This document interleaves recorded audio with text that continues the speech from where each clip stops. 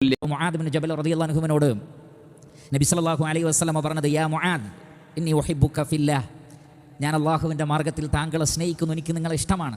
അതുകൊണ്ട് ഓരോ 5 വഖ്ത് നമസ്കാര ശേഷവും താങ്കൾ ഇങ്ങനെ പറയാൻ മറന്നു പോകരുത്, അല്ലാഹുമ്മ അഇന്നി, അല്ലാഹുവേ നീ എന്നെ സഹായിക്കണേ, അലാ ദിക്രിക, നിന്നെ ഓർക്കാൻ, വശുക്രിക, നിനക്ക് നന്ദി കാണിക്കാൻ, വഹുസ്നി ഇബാദതിക, നിനക്ക് ഏറ്റവും നന്നായി ഇബാദത്ത് ചെയ്യാൻ, വഅൻ അഅമല സാലിഹൻ തർളാഹ്, പിന്നെ പറയുന്നത് നീ ഇഷ്ടപ്പെടുന്ന അമലുകൾ ചെയ്യാൻ, അഥവാ നന്ദി കാണിക്കുവാൻ, അഹങ്കരിക്കാനല്ല. അത് റബ്ബിന് ഇഷ്ടമല്ല. അള്ളാഹുവിന് കിബ്ർ ഇഷ്ടമല്ല. പിന്നെ റബ്ബിന് എന്താണ് ഇഷ്ടം? തവാളു. അതുകൊണ്ട് അള്ളാഹുവേ നീ എനിക്ക് വിനയം നൽകണേ, നീ ഇഷ്ടപ്പെട്ട പ്രവർത്തനങ്ങൾ കാഴ്ചവെക്കാൻ എന്നെ നീ സഹായിക്കണേ. വീണ്ടും വഅദ്ഖിൽനി ബിറഹ്മതിക്, നിൻ്റെ അതിമഹത്തായ കാരുണ്യം കൊണ്ട് നീ എന്നെ പ്രവേശിപ്പിക്കണമേ എന്ന് പറഞ്ഞാൽ അള്ളാഹുവിൻ്റെ റഹ്മത്തില്ലാതെ ഒരാൾക്കും സ്വർഗ്ഗത്തിൽ പ്രവേശിക്കാൻ കഴിയില്ല. നബി സല്ലല്ലാഹു അലൈഹി വസല്ലമ പോലും പറഞ്ഞത്, നിങ്ങളിൽ ഒരാൾക്കും തന്നെ നിങ്ങളുടെ പ്രവർത്തനങ്ങൾ കൊണ്ട് സ്വർഗ്ഗത്ത് പോകാൻ കഴിയില്ല.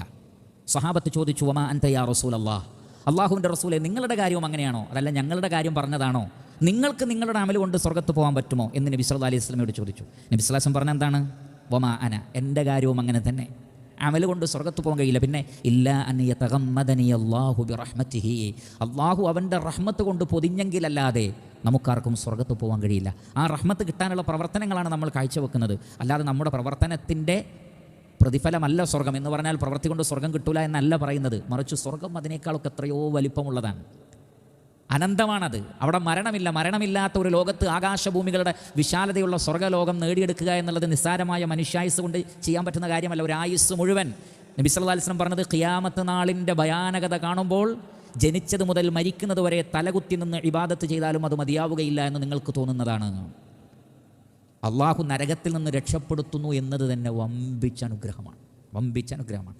അതുകൊണ്ടാണ് സുലൈമാൻ അലൈഹി സ്വലാത്തു വസ്സലാം പ്രാർത്ഥിക്കുകയാണ്, വഅദ്ഖിൽനി ബിറഹ്മതിക്, നിൻ്റെ കാരുണ്യം കൊണ്ട് നീ പ്രവേശിപ്പിക്കണേ റബ്ബേ, ഫി ഇബാദിക സ്വാലിഹീൻ, സാലിഹീങ്ങളായ നിൻ്റെ അടിമകളിൽ എന്നെ പ്രവേശിപ്പിക്കണമേ എന്ന് ദുആ ചെയ്യുന്നത് ആരാണ്? ഒരു നബി.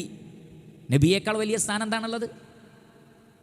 മനുഷ്യരുടെ കൂട്ടത്തിൽ അള്ളാഹു തിരഞ്ഞെടുത്തവരാണല്ലോ അമ്പിയാക്കൾ. ആ പ്രവാചകനാണ് പറയുന്നത്, സ്വാലിഹീങ്ങളിൽ നീ എന്നെ ഉൾപ്പെടുത്തണേ റബ്ബേ, നീ തൃപ്തിപ്പെട്ട അമല് ചെയ്യാൻ എനിക്ക് തൗഫീക്ക് നൽകണേ എന്ന് പ്രാർത്ഥിക്കുന്നത് ആരാണ്? ഒരു പ്രവാചകൻ. നന്ദി കാണിക്കുവാൻ എന്നെ സഹായിക്കണേ എന്ന് പ്രാർത്ഥിക്കുന്നത് ആരാണ്? ഒരു പ്രവാചകൻ. എങ്കിൽ പിന്നെ ഞാനും നിങ്ങളും എങ്ങനെ പ്രാർത്ഥിക്കണം?